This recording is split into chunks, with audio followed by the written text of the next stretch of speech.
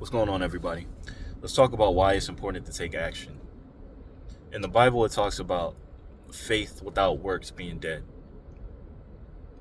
And you see it all the times if you spend any time around anyone who's at a point in their life where maybe they feel like they've reached the midpoint of their life, or maybe they're at the end of their life, they're older, and you can see it on their faces, you can see it in their actions, in their mannerisms, in their character, the burden that they carry because of the dreams that they had, the faith that they had, that in their eyes went to the wayside. Nothing came from it. And a lot of times there's people even now who have certain dreams who harbor seeds of fear in their mind, and those seeds of fear grow into action of non-action. So if you think about it like this, having a dream is one thing, but not taking action towards that dream is taking action towards failure. Your action acts as your witness to your belief.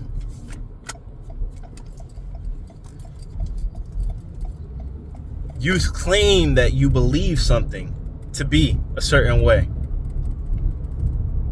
or you declare a situation to be different than what it is.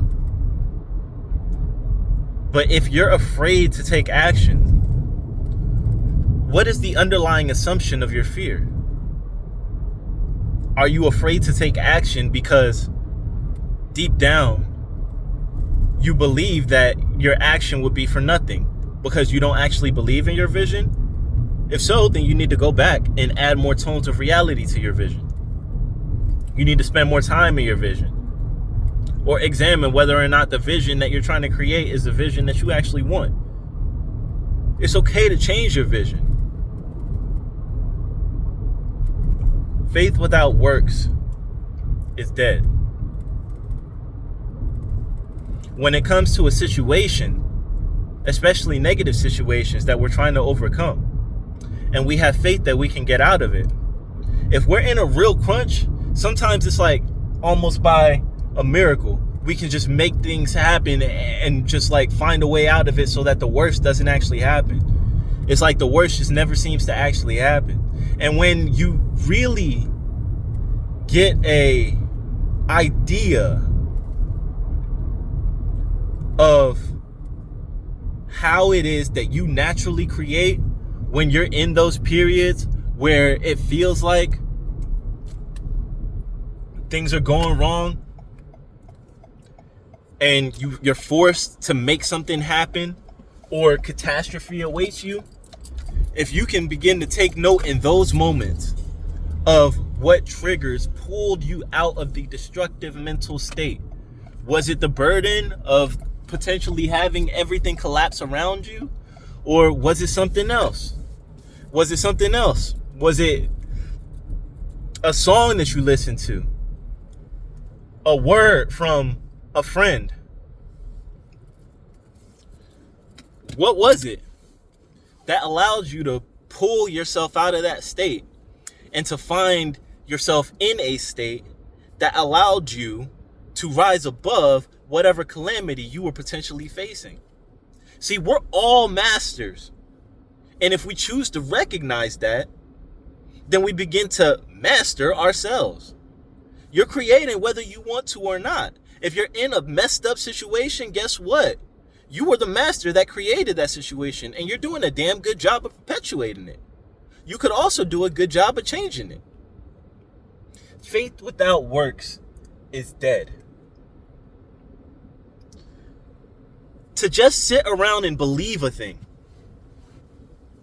to just believe a thing, to hold it in your consciousness, to maybe see a synchronicity about it and say, oh, that's that thing.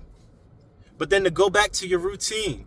And when you see an opportunity to take some action towards that, You say, "Oh no, I got to stick to my routine. I can't ruffle the feathers. I can't lose this friend. I can't lose this community. I can't shift everything in my life." What? It's not time right now, right? You tell yourself all of these things, and then your inaction becomes an action towards failure. And then you wonder at the end of it how you didn't accomplish your dreams. Listen, there are incarnations of us that are examples of what happens when we don't act on the vision that we receive that's uploaded into us from source. We have plenty of examples of incarnations of us, this I am presence that we are, of what happens when you take steps and you fall and you stay on the ground. I've gone back over my life and I've seen every time that I've counted something as a failure, it's not necessarily that it was a failure. It's not like somebody said, "Oh, this is the end of the road. You have failed. You can no longer try again." It was more a declaration in my mind that I don't want to put any more energy into it. And then as a result of that, I counted it as a failure. Now, don't get me wrong. There are some activities, some things that you may be striving towards that aren't for you. And if you're doing something and then it feels silly to do it, and you feel pulled towards something else, take the knowledge that you've gained from that thing. There are seeds within that thing that'll help you on your actual pursuit. It's okay to change your vision. But it's not okay to bounce from vision to vision. There should be an underlying or a overall objective that you're heading towards. When we talk about thinking from the end is not just you doing that thing that you want to do, or having that thing that you want to have, being in that relationship that you want to be in, making that trip that you want to take, having certain amount in your bank. It's not just that moment. Thinking from the end is going beyond that moment, going to the absolute end. All right, in 30 seconds, you are going to close your eyes. You are going to take your last breath. 5 minutes is what you got left in this world. What are your thoughts in that last 5 minutes? What is your meditation? What's your mood? You got a smile on your face? What are you smiling about? What are you thinking back to about how you overcame the situation that you're in now? From that moment, from that position in time, from that consciousness, from that state, you create. Go to the end. All right, I'm 105 on my deathbed. All my family is around me. I'm perfectly healthy, but I've chosen this as the end of my life.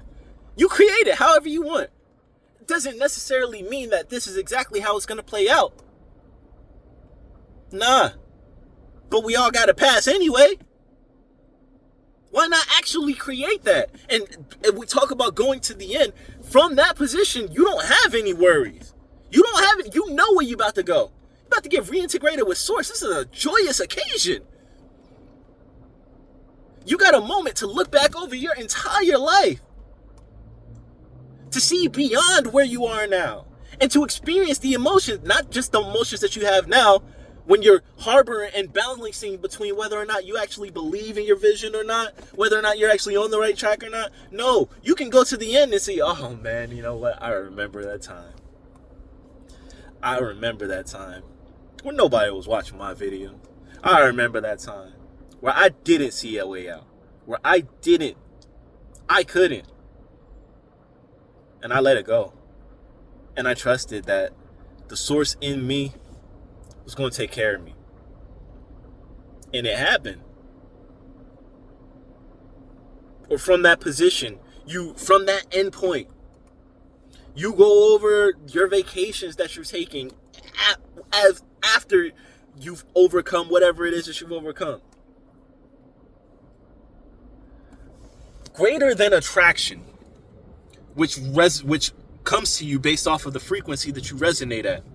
Assumption is so powerful. And if you start from the end, assuming a bunch of things about your life, you will be surprised how things line up for you.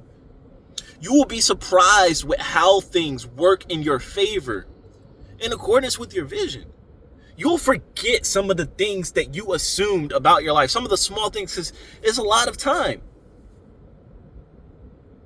People talk about, oh, time is fast, and then their experience becomes time being faster and faster. There's a lot of time. Our lives are long. We live a long life.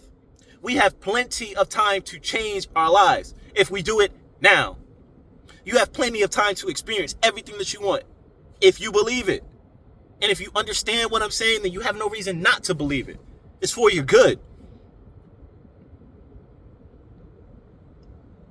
Faith without works is dead. So you've gone to the end.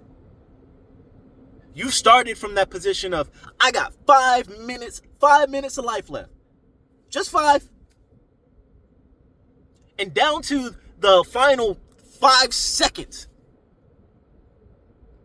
I want to re-experience all of my life. And now you create your vision. Now you create. Now you believe because you're in that end point. You know what's up. Okay, you've created this vision.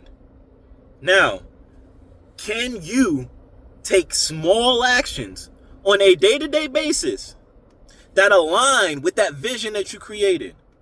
When you, in a almost just random sequence of events, somebody says something to you, about you, around you, that aligns with that vision, do you have the confidence to take action, to step in?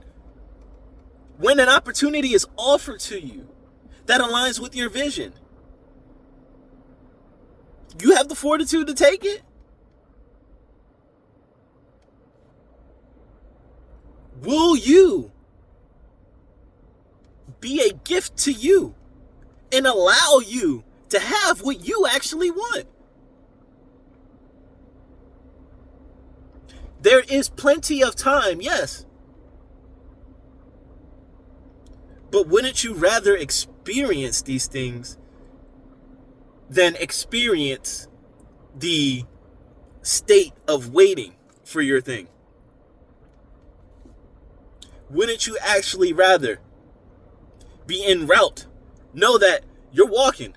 You're all you gotta do is keep walking. You are literally gonna bump into it. And all you gotta do is keep walking. That's it. You're gonna bump into it, and either you're gonna knock it over and walk through it, or it's gonna knock you down, but you're gonna get up and keep walking.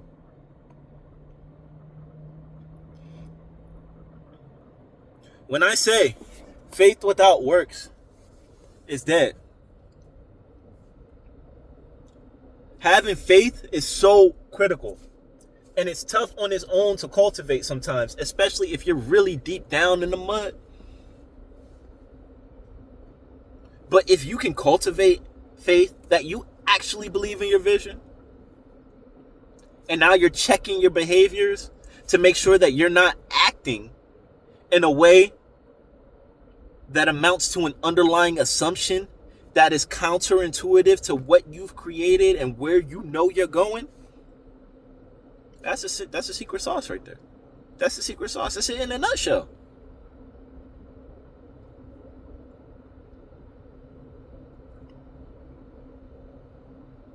There is nothing, whatever it is that you want, it doesn't matter what it is, where you are, what your experience is right now, what you're trying to bring into your experience. This law works absolute.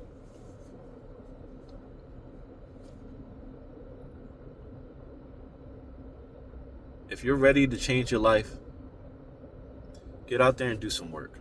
I love you. I want to see the fullest expression of you. This is a spark.